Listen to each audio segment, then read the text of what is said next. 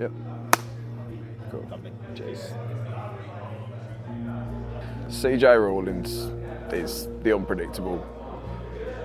And people call me the one-man death wish because my style is genuinely that unpredictable. Like things like falling backwards off ladders, barbed wire, drawing pins. I ain't scared of nothing. It's very hardcore. It's no limits.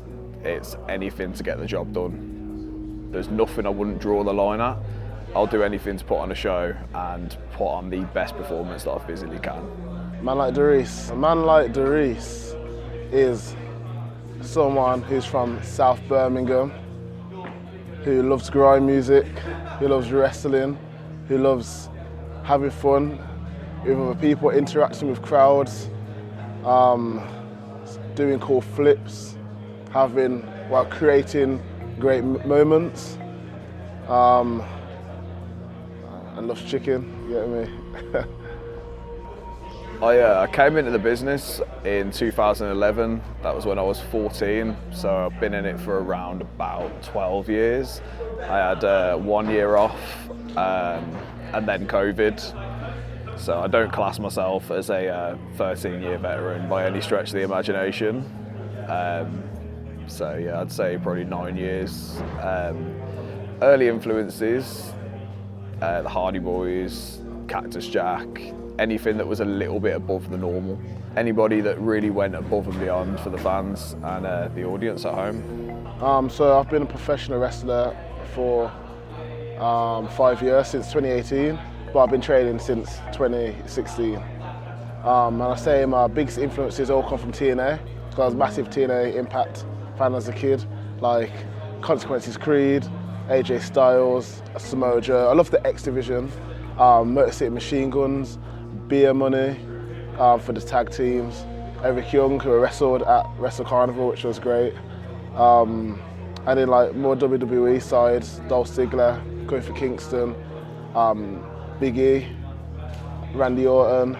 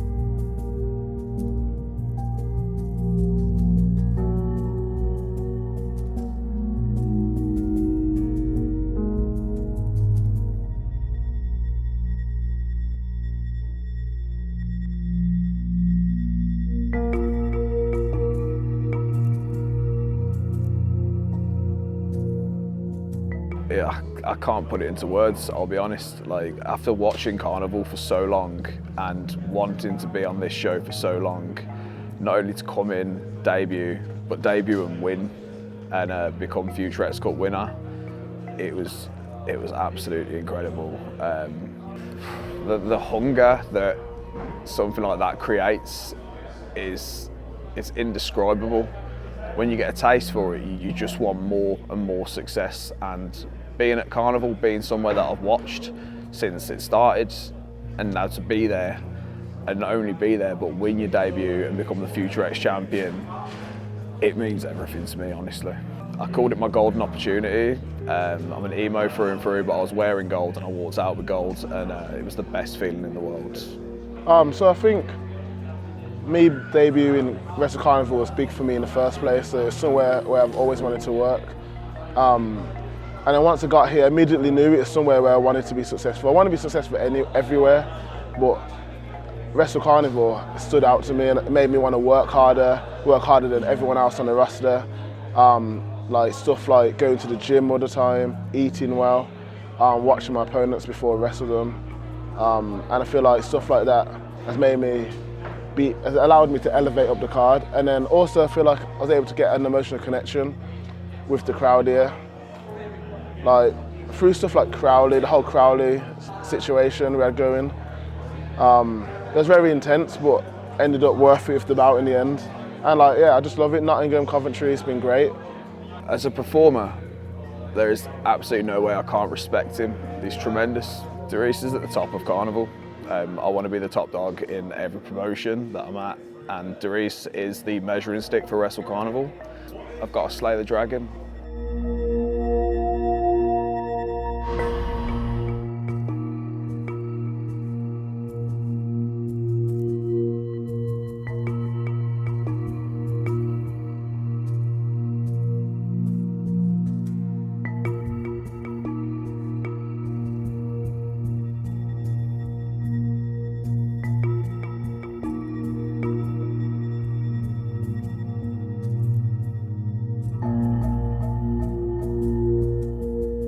Rawlings, he's one of the local Midland scene as well, local boys.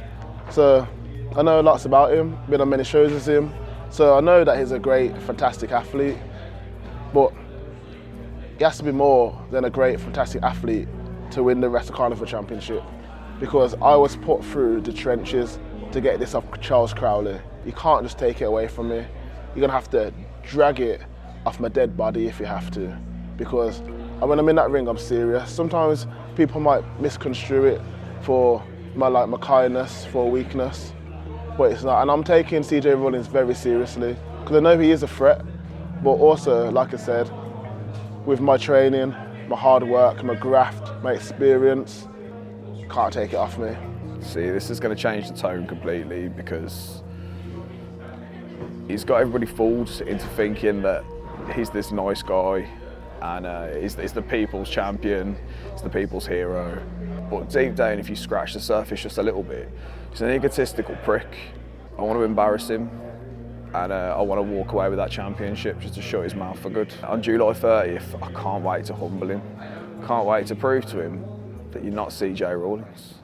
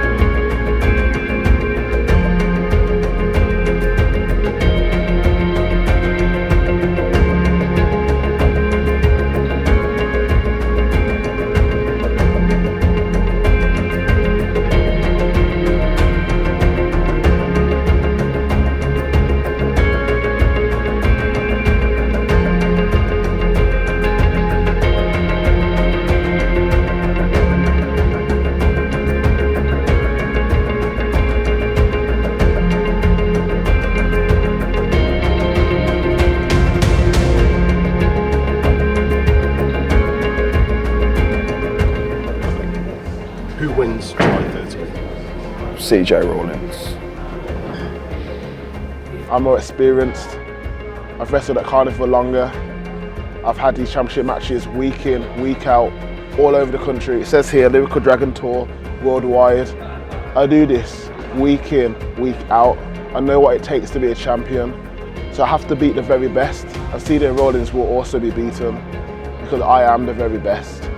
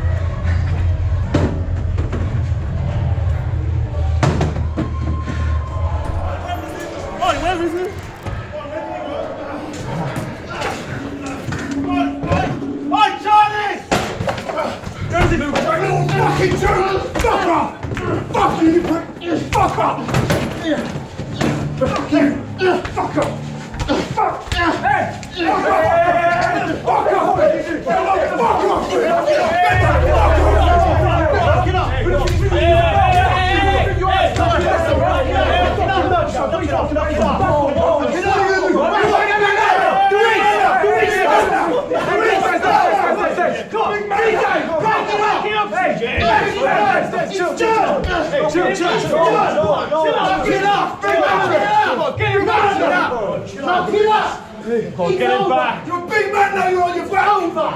Get him, man. You're a big man now. Get him.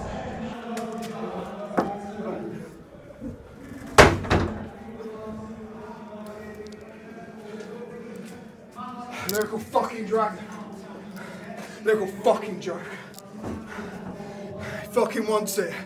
Anytime, anywhere. July 30th. I'm taking that championship. I'm gonna pry it out of his cold, dead fingers.